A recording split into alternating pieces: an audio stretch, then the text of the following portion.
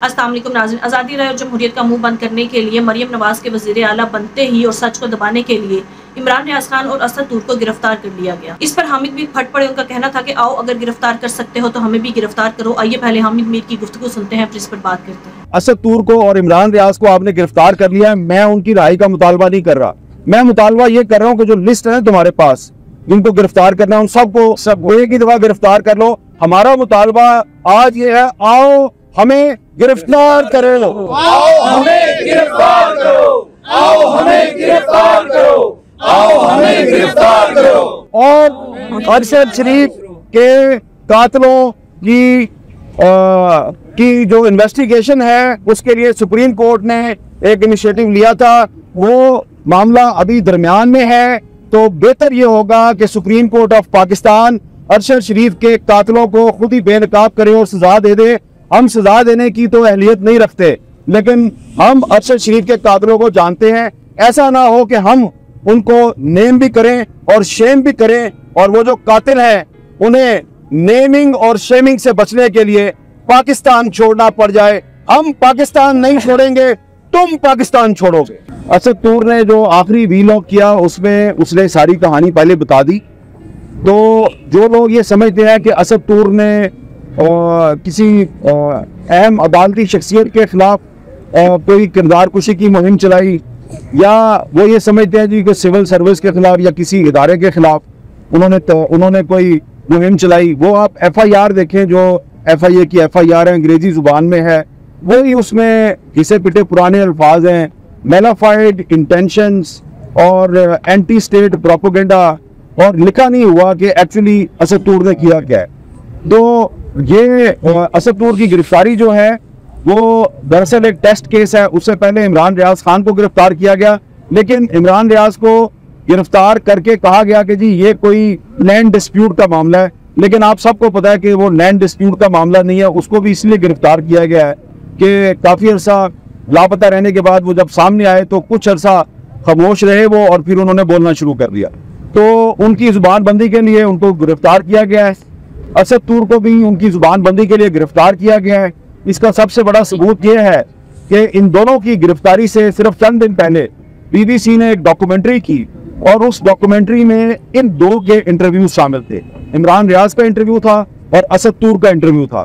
तो मुझे कोई शक नहीं है कि इमरान रियाज और असद तूर की जो गिरफ्तारी है उसका मकसद पाकिस्तान की जो सहाफ़ती बरादरी है उसको ये पैगाम देना है कि तुम लोगों को सच बोलने का बहुत शौक है, इस शौक से बाज आ जाओ वरना हम तुम्हें सबक सिखा देंगे। तो जो लोग हमें सबक सिखाने के शौक में मुब्तला हैं वो बड़े मुश्ताक हैं कि जी हमें सबक सिखाया जाए। उनको सिर्फ यही गुजारिश है कि अगर आप ये समझते हैं कि असद तूर को हथकड़ियाँ लगा के अदालत में पेश करके उसका 5 दिन का रिमांड लेके हम डर जाएंगे, तो मैं आपको बताना चाहता हूँ कि हम यहाँ पे खड़े हैं। जो इल्जामात आपने असद तूर पे लगाए हैं, मैं उन इल्जामात को मैं ऑन करता हूँ। जिंदा है सहाफी, जिंदा है। जो है ना हमारी वो ये है कि जमहूरियत की लड़ाई में सियासी जमातें बाद में आती हैं, सहाफी बिरादरी जो है वो पहले लड़ाई शुरू करती है। हमारे कहे बगैर ही हमारी तहरीक अपने तौर पे शुरू कर दी है।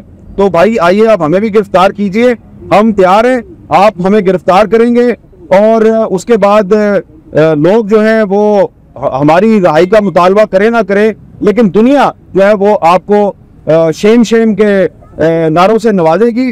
और दूसरी बात जो है वो बड़ी काबिल गौर है, और वो ये है कि असद तूर को उस दिन गिरफ्तार किया गया जिस दिन पंजाब में और सिंध में जो नया वजीर आला है उसने हलफ उठाना था। तो एक तरफ दो बड़े सूबों में दो नए चीफ मिनिस्टर हलफ उठा रहे हैं, दूसरी तरफ आपने असद तूर को गिरफ्तार किया और आपने अटेंशन डाइवर्ट की। आज कौमी असम्बली का इजलास होने वाला है और नया प्राइम मिनिस्टर और नई हुकूमत जो है वो हलफ उठाने वाली है, तो आपने साथियों की गिरफ्तार। निगरान हुकूमत है, ये जाते जाते लैंड माइन्स बिछा रही है। लैंड माइन्स तो वैसे हमें पता है कि लैंड माइन्स बिछाने की तरबियत किसके पास है। तो वो लोग जो है वो अनवारुल्लाह काकर साहब के जो कंधे इस्तेमाल कर रहे हैं, और मुझे कुछ साथी जो है वो उन्होंने पीछे से मुझे दबाया है, कंधा भी दबाया, मेरी बाजू भी दबाई है। तो मैं जो है वो उस तरफ नहीं जाता। तो मैंने बात सिर्फ ये करनी है कि कोई मैं अपनी जुबान खोलूं ना खोलूं, लेकिन आज पाकिस्तान के हालात ये हैं कि हर जो पाकिस्तान का आम आदमी है उसको पता है कि असद तूर को किसने गिरफ्तार करवाया है। ठीक है, असद तूर पे जितने भी इल्जामात FIA ने लगाए हैं, हम उन इल्जामात को मैं ऑन करता हूँ, आए मुझे भी गिरफ्तार कर लें, और आपने और भी साथियों को गिरफ्तार करना है, लिस्ट का हमें पता है। ठीक है, आप उनको जरूर गिरफ्तार करें।